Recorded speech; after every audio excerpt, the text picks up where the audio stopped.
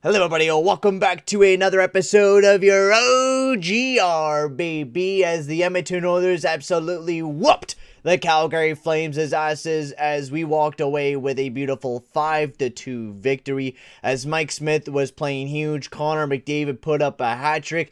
It was an absolutely amazing game, but before we get into that, I'd like to just say if you are new to the channel, make sure to smack that subscribe button and hit that like button as well. That'll be very much appreciated, boys. So let's get into this crazy game here between the Flames and the Oilers, and the reason I called it the Punchomania was because, man, the Flames were absolutely insane to start this game off. The first period was nothing but scrums, and the Flames just going absolutely bonkers every time. Like, if you hit their goalie, they're like, come here, bitch, come here, man, I'm here to knock you out. And it's like, not even just one guy, it's like the entire team goes after one player. Like, Puljujarvi bumped into Markstrom a little bit. Not even just, a huge hit, a little bit. And every single Flames player went after Puljujarvi. My man Puljujarvi with the big old smile, the guy that energizes everyone.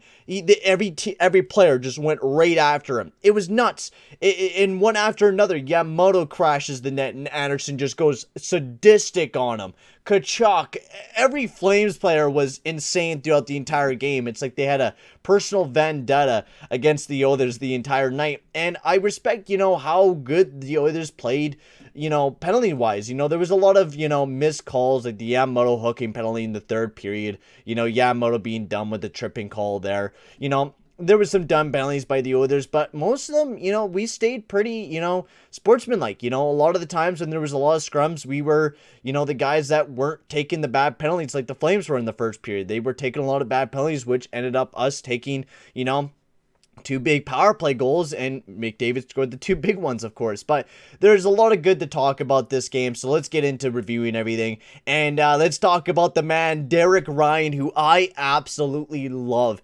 He is making that third line exciting, and Kassian looks amazing. Foegele looks amazing, and they got the first goal of the night. Derek Ryan threw up his first goal up against his former team in the Calgary Flames, got the first goal of the night, and it was a beautiful goal. Zack Kassian kind of dumped it behind the net. Foegele worked it towards the front of the net, and Derek Ryan with his beautiful hand-eye coordination just tapped it right in the back of the net. And I absolutely love to see that from that third line, right? We need to see some depth goal scoring, and seeing it from that third line is absolutely amazing, seeing a little bit of energy. And we've seen it a lot throughout the entire night. Like, they were playing a lot of minutes. Dave Tippett really enjoyed that line. Zack Kassian played 14:02, Foegele played 13, and Derek Ryan almost played 15 minutes throughout that entire night. Of course, he did get a lot of shorthanded time, but Derek Ryan is playing really good for this team. He's winning faceoffs. He's just being that great third-line centerman that we really need out of the team.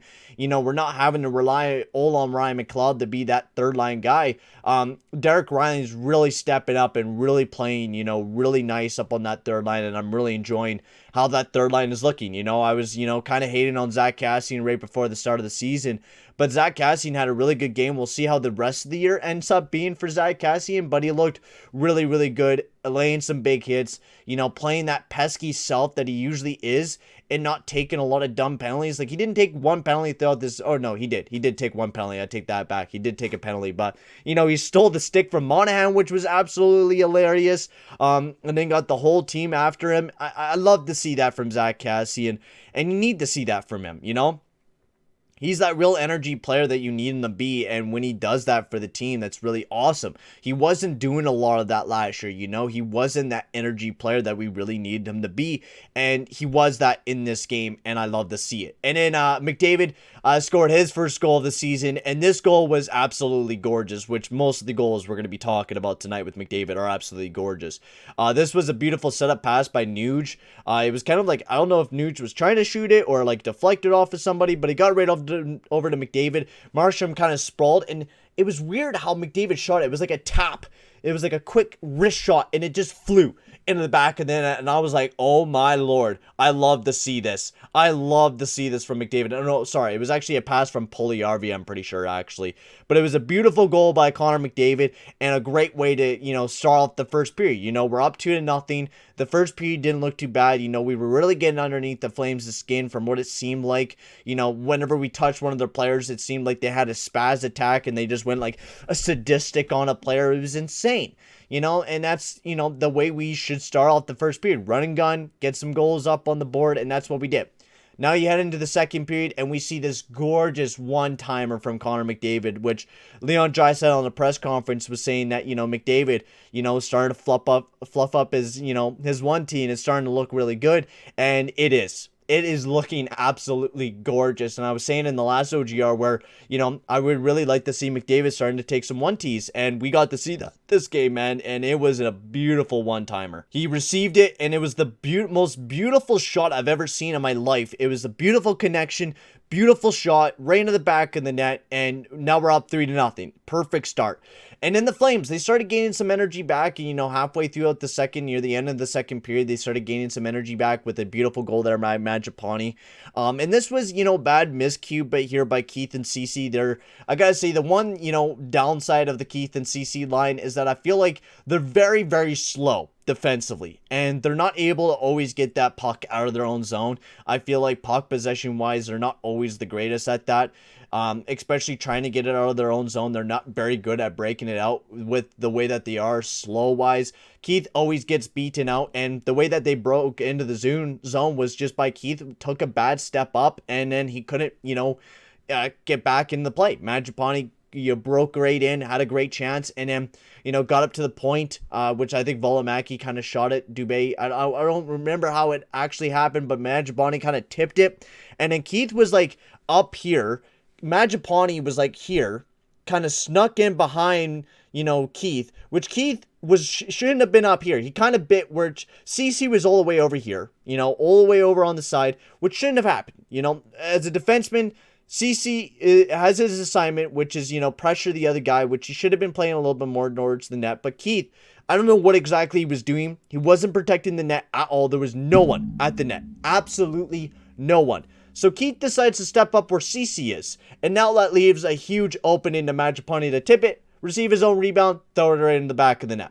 And this shouldn't have been the case. If Keith was right beside Mangiapane, or at least covering him, at least playing in front of the net, which is what a defenseman should be doing. We should at least have one defenseman in front of the net, which it seems like a lot of the time we don't have one defenseman in front of the net, which, a lot of these goals happen because we didn't have a guy in front of the net.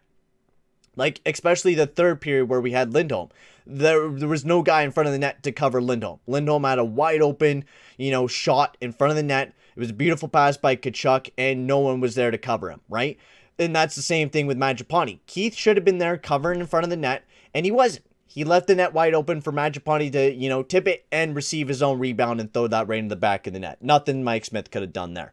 The third period, which, we were talking about a little bit about Lindholm taking a nice shot there and a nice, pass from Matthew Tkachuk to set him up. And this was a bad play by both Bouchard and Nurse. Bouchard kind of bit in, but also Nurse followed, and if you're the second man in on this. Bouchard was pressuring Tkachuk first, and then Nurse kept following in. And I don't exactly know what Nurse was exactly thinking. Maybe he's seen Tkachuk, and he's like, oh, Tkachuk.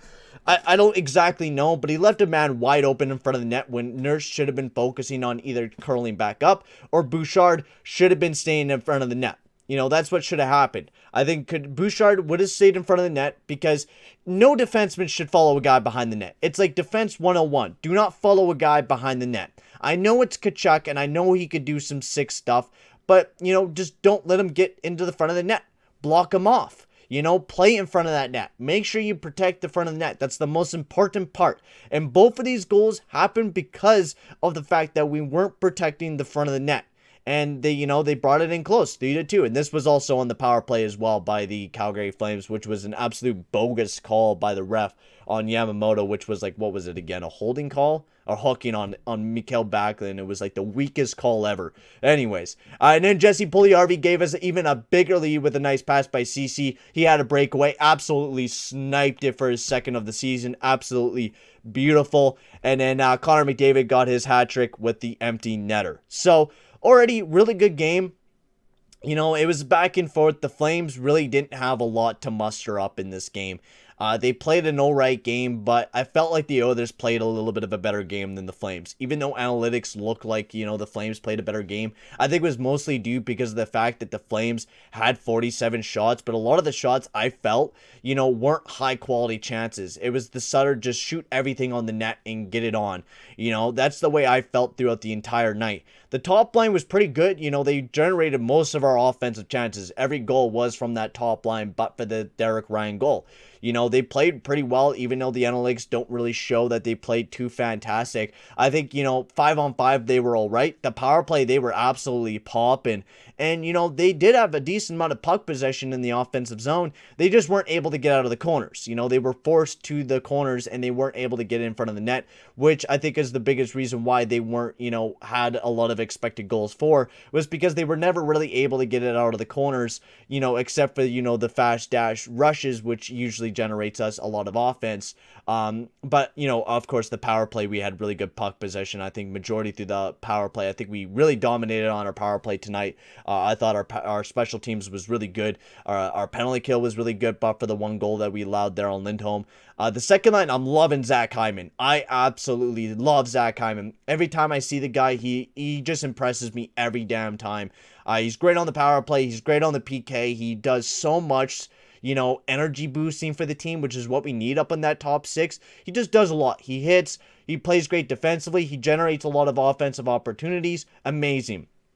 The third line looked really good with Foegele, Kassian, and Ryan. The fourth line was meh. I don't know what Turris is still out there doing, but they didn't really play a lot of minutes. They played both 5-6 minutes between that fourth line, so they really didn't get a lot of ice time out there. Defensively, Bouchard played all right. He made a few mistakes, but he still looked really good defensively. He made a lot of nice moves defensively and made a lot of nice moves offensively as well. Keith and Ceci, they don't look terrible. A little bit, bad puck possession wise. They only had really one defensive miscue. But otherwise, they didn't play too bad defensively throughout the night, I thought. And then Barry and Nurse, I really did not like this pairing throughout the entire night. I thought Nurse and Barry really struggled throughout the night. I was really not liking what Nurse was doing. He was stepping up at bad times. He was being outbeaten by Mangiapane a lot of times. Recovered, sometimes quite nicely. Barry was really poor. He was not passing the puck very well, giving up, wasn't playing very well defensively. Just a typical Barry night. And I wasn't really happy with the way that defensive pairing played. And I still don't understand why we play them together. It blows my mind that we still have Nurse and Barry together. I still can't believe it, man. And I'm not excited for the next 3 years to critique this pairing every single game. But I think that's basically about it. Smith, I also didn't really talk about him, but he was absolutely amazing once again. He's looking like he's going to prove me wrong. Once again, I thought, I said when he got signed, I didn't know how he was going to play. It's a risky move, and he seems to be the real man this year. Once again, he's really been that solid goalie in the first 2 games of the year. He's making the saves that he needs to make, and he was absolutely amazing once again, making a nice 45 saves out of the night. Absolutely amazing from Mike Smith, and I hope he can keep that up. I'm excited to see what Mikko Koskinen will be able to do this year as well. I hope he can, be a great backup for us, but I believe Mike Smith could actually be a solid starting goalie this year, surprisingly enough. I have that little bit of belief in him now, especially with the way that he's played in the first 2 games of the season. We'll have to see how, the rest of the year goes. But McDavid, I'm calling it right now, man. He's looking like he's going to score 150 points. He already has 5 goals in the first 2 games in the season, and he looks absolutely amazing. But for right now, guys, I'm going to end the video here. Thank you very much for watching. Tell me, you guys, in the comment section below how you guys thought of the game between the Oilers and the Flames, and I'll see you guys all in the next one. Thank you very much for watching, and I'll see you guys all in the next one. Adios, amigos.